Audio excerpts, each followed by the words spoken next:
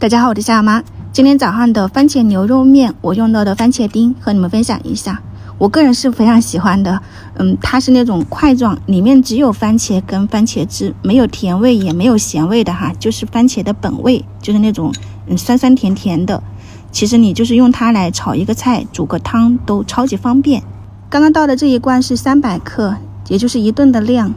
屯河也是20多年的老品牌了，现在他给我的就是38.9 4罐，然后还有就是2小罐，就是到家可能就有6罐，其他地方应该是没有这个组合的，也不多。如果你喜欢，正好需要，那你就可以拍2单回去，放到冰箱，随吃随取。而且现在我一周基本上就是分享一下2到3次我自己吃过用过的。就甘肃的朋友，那个辣椒粉可以给我发出来了，真的我等了好久了，我就想吃一顿那个麻辣烫，结果现在都没给我发哈，估计就是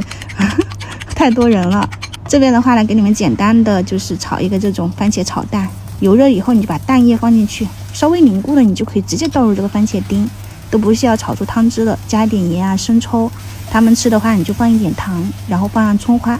基本上就汤汁浓稠了，你就可以出锅了。这个就是我的午餐了，用它熬个番茄酱或者是煮汤也很方便的。喜欢的话呢，就去试一下吧。今天的分享就到这里啦，我们晚上再见，拜拜。